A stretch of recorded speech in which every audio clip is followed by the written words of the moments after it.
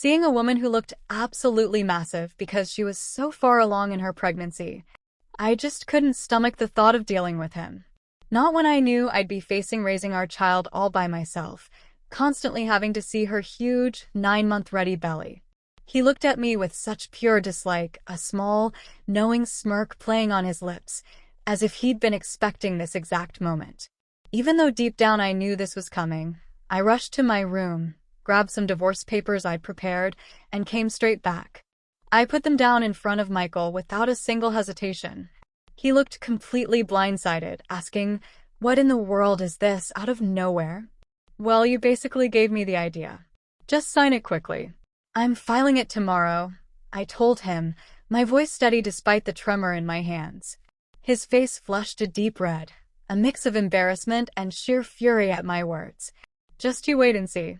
I am going to make you truly regret every single way you've treated me, every single time you looked down on me," I warned him, my voice low but firm. "My name is Sarah. I'm 27 years old, and my job used to be running our home. About 2 years ago, I was working at a tech company in a city called Portside. I met Michael, who was my boss at the time, when I was 25. We connected fast and ended up getting married. Michael is 3 years older than me and seemed incredibly reliable, especially when he was training me at work. I was genuinely thankful for how clearly he explained things. We became good friends and often went out for dinner after work. When he asked me out, I was over the moon, mainly because I'd never dated anyone before him. It's a little embarrassing to admit, but I was always more interested in fictional characters than real guys. Seeing all my friends from school and college settling down and getting married one after another made me feel a quiet pressure. When I fell for Michael, I promised myself he would be the first and the only person I would ever love. I was so happy when we started dating and then got married just a year later. Michael was handsome and really popular with the women at our office. I felt so proud to be his wife and soaked up all the congratulations and good wishes we received. I felt incredibly happy, completely unaware of the storm that was brewing. The day after we officially signed the marriage papers, I mentioned to Michael, "Now that we're married, you'll probably want me to quit my job, right?" Michael's answer took me completely by surprise. "I've always wanted my wife to just focus on taking care of the house. Don't worry, I can earn enough for both of us," he said. "But this is so sudden. You never said anything about this before we got married," I replied, feeling a knot form in my stomach. Michael had honestly never brought up wanting me to leave my job before we tied the knot. I had taken the job because my father advised it, and just leaving without giving proper notice felt wrong. I wanted to explain more, to push back, but the way Michael just stared at me, silent and unmoving, made me stop talking. "I should have told you sooner, but it's too late now. Starting tomorrow, you don't need to come to work. I'll handle transferring your responsibilities," Michael said, his tone final. The news that I had to just stop going to work the very next day hit me so fast it made my head spin. But Michael had made his decision, and since he had been my boss, I felt like I couldn't really argue or fight it. Even though I had to leave my job without a proper goodbye to my colleagues, I was absolutely determined to make our marriage work. I focused on doing everything around the house, trying my absolute hardest to meet Michael's expectations. I cooked meals, especially his favorite dishes, hoping he'd notice, hoping he'd say something kind.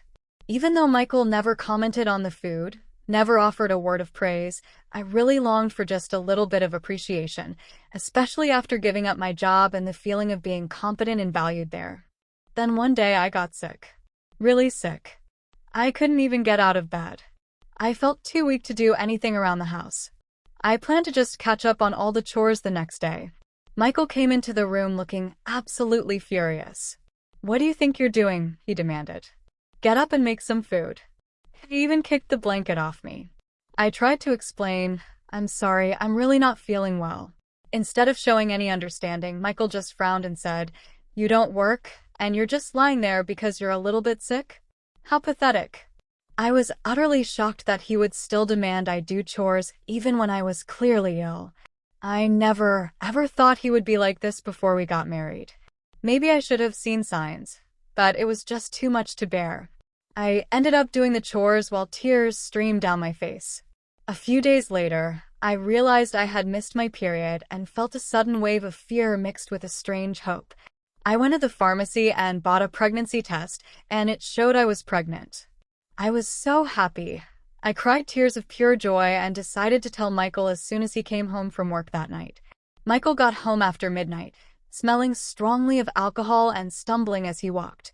I was surprised he was so incredibly drunk, especially since he hadn't warned me he'd be out late. Even though I had made dinner and was bursting to share the news about the baby, I decided to tell him right away. My excitement just got the better of me, and I shared the news with my tipsy husband. I haven't seen a doctor yet, so it's not completely confirmed, I said, trying to share our exciting news gently. But Michael's face turned dark, his expression hardening as he replied, "A child? What have you done?" His voice was colder and harsher than I had ever heard it. "I don't want a child. This is the absolute worst thing. If you're going to have it, you will have to take care of it yourself." His cruel words hit me like a physical blow. I couldn't understand why he was being so incredibly irresponsible about our baby, our future. The happiness I had felt just moments before was completely replaced with a deep, aching sadness. He had never said he didn't want children before. We hadn't been using any protection, so I just assumed we both wanted a family. As I was hanging up Michael's jacket and about to take his shirt to the laundry, I noticed something in the pocket. "What's this?" It was a piece of paper that felt thin, like a receipt. At first, I thought it was from tonight's event and was about to just throw it away, but then I saw the name of the place printed on it. "Is this a motel?" My hand shook violently as I realized it was indeed a receipt from a cheap motel. This discovery shocked me to my core. I couldn't stop wondering why Michael would behave this way.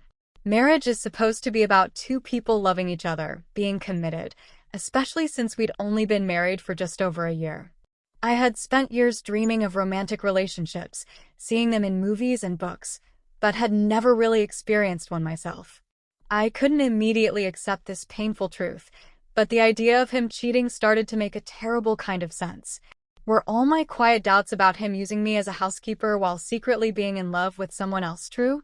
Was this the real reason he reacted so cruelly, so harshly, to the news of my pregnancy? As I struggled with these overwhelming thoughts, I started to feel sick to my stomach again, a different kind of nausea this time, and began to suspect that something was seriously, fundamentally wrong.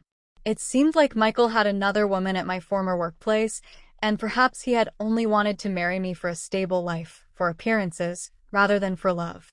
Everything started to click into place, a horrifying picture forming, and I felt like the line between what was real and what I was imagining was getting more and more blurry. Still, I couldn't ignore the incredibly hurtful things he said after I told him about the pregnancy. I decided then and there to find solid proof of Michael's infidelity. His cold, distant behavior towards me only made it clearer that he was angry, truly angry, about the pregnancy. Even though I was dealing with terrible morning sickness, he would deliberately eat strong-smelling foods around me and constantly criticize my housework, making me redo things that were already done well. It was incredibly tough on my pregnant body and my already fragile feelings, but I was absolutely determined to find out the truth, no matter what. Michael never let go of his cell phone, not for a second. He even took it with him to the bathroom, so I couldn't possibly look at it. When I quietly went into his room, it was always perfectly neat, and there was nothing that seemed suspicious anywhere. He was very organized at work, and his desk was always spotless. It became painfully clear that catching him red-handed would be incredibly difficult, maybe even impossible. I frequently checked his pockets when I was doing laundry, hoping for receipts or other evidence, but my search was coming up completely empty. I thought about hiring a private investigator, someone who knew how to find things, but I didn't have any money of my own for that. I was lost in thought about my desperate situation when I got an unexpected phone call from my father, who rarely called me. "Hello, it's me, your dad. How are you doing, sweetie?" he asked. I was surprised to hear from him given how incredibly busy he usually is. "Dad, what's going on? Aren't you completely swamped with work right now?" "My team has been doing really well, so I'm not quite as busy as usual," he said. As the CEO of a major company based in Dublin, my father had always been a complete workaholic. I don't have many memories of spending time with him when I was a child, but I deeply respected his dedication and hard work. I wondered why he was calling me now, out of the blue. "So what's up?" I asked, waiting for him to explain. My father then shared something absolutely shocking, something that made my blood run cold and then warm up again. "Is that really true?" I asked, stunned beyond belief by what he revealed. "Yes, he's not the type of person to lie about something like this." "I want you to trust me on this," my father said, trying to reassure me. At first, I was in complete shock and couldn't even form a response, but as I slowly processed the information, a powerful sense of relief washed over me. "Thank you, Dad. I'll do my very best," I said gratefully before ending the call. My investigation was finally showing results, not because of my own efforts, but because of my father's unexpected help. I felt a strange mix of relief and simmering anger. Because of the constant heavy tension with Michael, despite being pregnant, Michael remained distant, cold, which only made me feel more and more resentful towards him. Months went by slow and difficult, and our relationship stayed strained, barely existing. Then, something happened that completely shattered what was left of our life together. As I got very close to being 9 months pregnant, I lived in constant fear around Michael, trying desperately to avoid him and living a quiet, almost hidden life. One evening, while serving dinner as usual, Michael came home, and we sat at the dining table in silence. As I ate quietly, trying to ignore the tension, Michael suddenly slammed his fork down onto the plate with a loud clatter. "What is this? It has absolutely no taste," Michael yelled, his voice booming, and threw the food I had cooked onto the floor. I was shocked to my core by his sudden outburst and struggled to understand what was happening, why he was so angry. My frustration grew, a hot wave rising in my chest, as I saw my meal, my effort, discarded like garbage. Michael complained that my cooking had been bland recently, but I had been purposely using less salt and spices to make the meals healthier for everyone during my pregnancy. If he didn't like the taste, he could have just added some salt or pepper himself. There was absolutely no need to throw the food on the floor to make such a scene.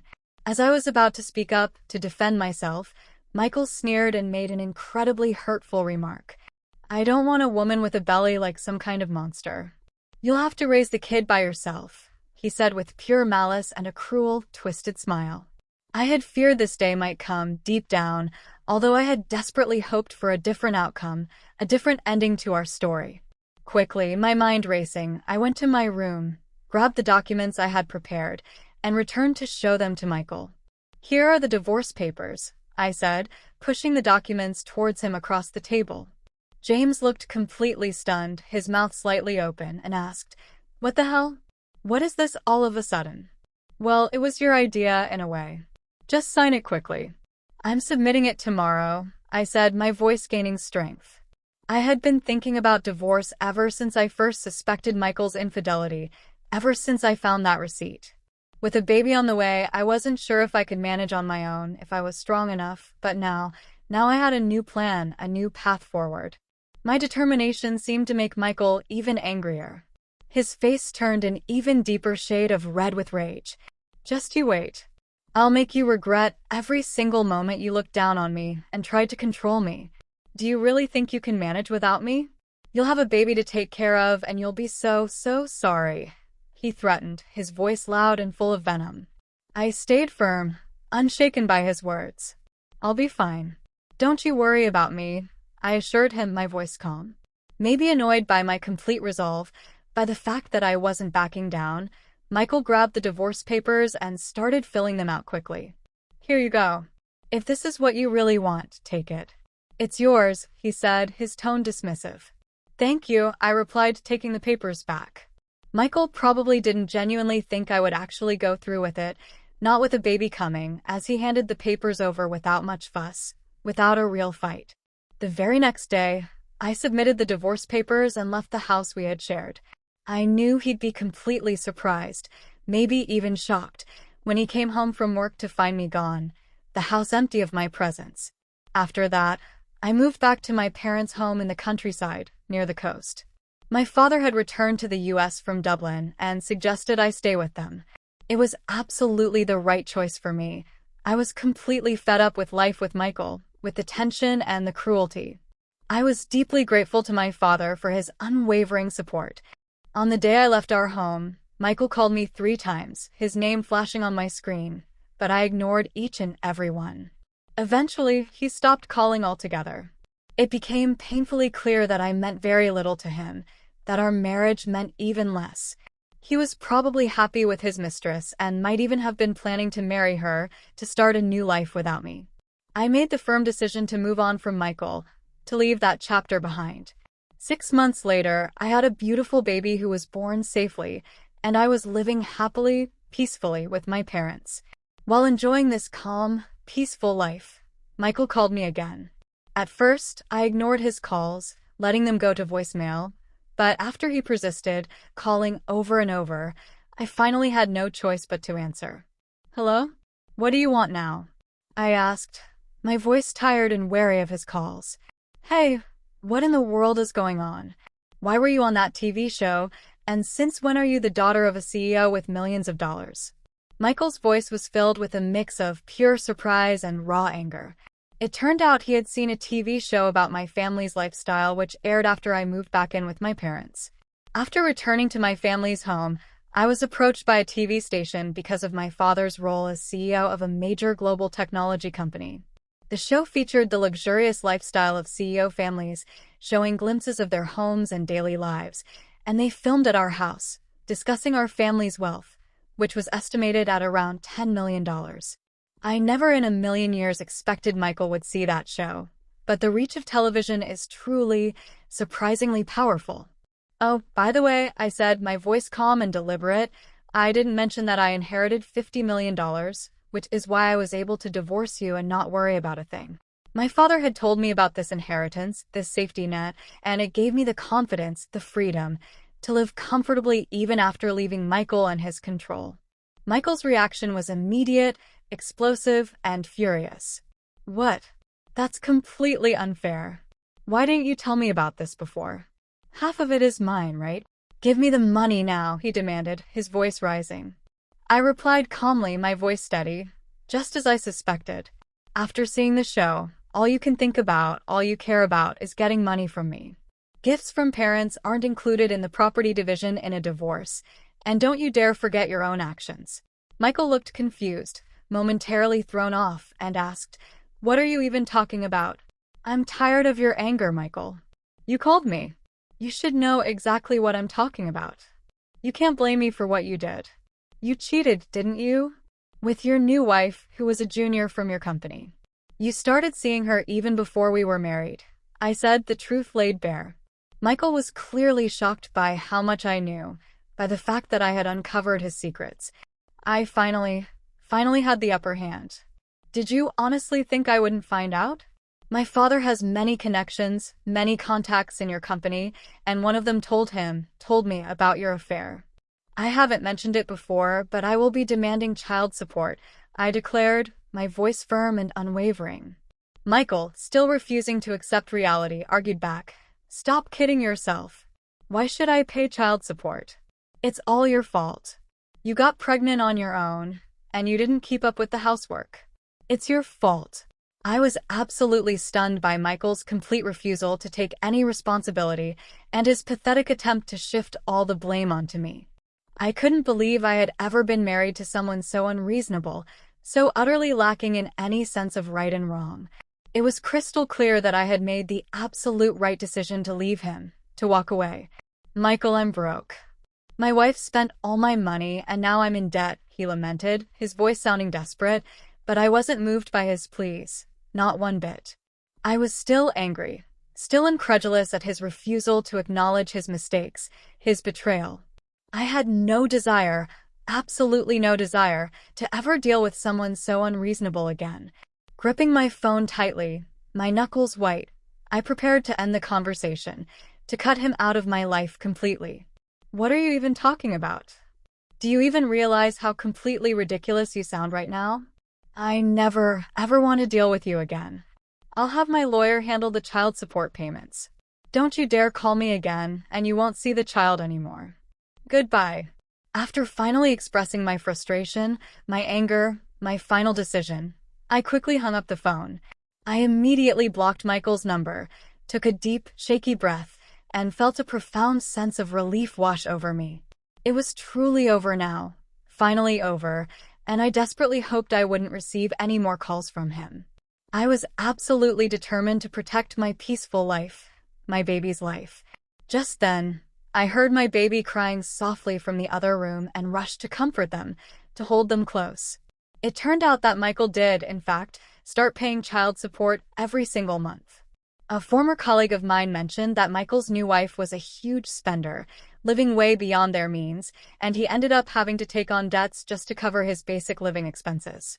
It seemed Michael had desperately hoped to get a share of my inheritance by reaching out to me, by trying to worm his way back in, but since he didn't get any money from me, he was now facing far more expenses than his income could possibly handle.